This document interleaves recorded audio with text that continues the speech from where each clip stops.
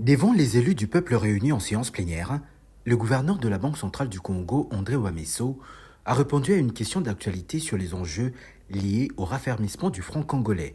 C'était ce jeudi 6 novembre 2025 à l'Assemblée nationale, à l'initiative du député John Efambe Kamba. Dans son exposé, le gouverneur a insisté sur la place que doit occuper la monnaie nationale dans les transactions économiques du pays. Pour lui, le franc congolais doit redevenir la norme et non l'exception. Aujourd'hui, c'est notre monnaie qui s'apprécie, mais si notre monnaie s'apprécie, ça veut dire aussi que les devises étrangères se déprécient. Et quand une devise étrangère se déprécie, vous perdez du pouvoir d'achat. C'est tout à fait normal. Et ici, la Banque centrale fonctionne pour protéger la monnaie nationale. L'article 1 de notre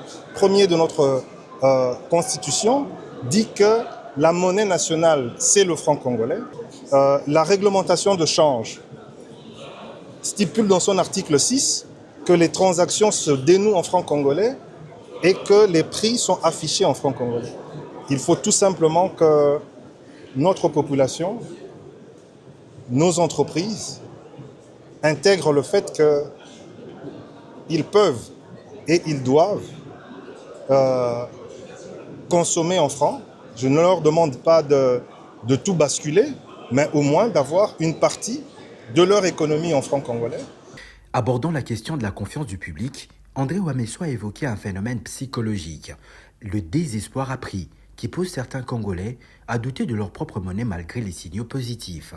Le gouverneur est également revenu sur les causes de la dépréciation du franc congolais depuis 2021. Une gestion des réserves obligatoires favorable aux devises étrangères, combinée à une forte injection de liquidités et aux dépenses liées à l'effort de guerre. Pour corriger cette tendance, la Banque centrale du Congo a relevé son taux directeur, injecté plus de 50 millions de dollars américains sur le marché et ajusté la politique de réserve des banques commerciales. Concernant la hausse du prix du carburant, André Ouamesso a appelé à ne pas céder à la confusion et a insisté une fois de plus que les consommateurs devraient privilégier la monnaie nationale.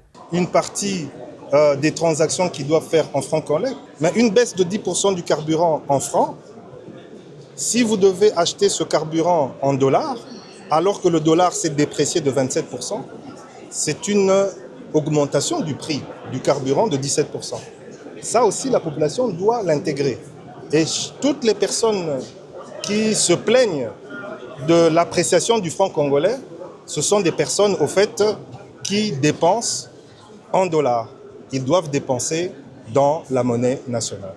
Alors que le franc congolais se stabilise depuis plus d'un mois, la Banque centrale appelle désormais à un engagement collectif pour consolider cette dynamique.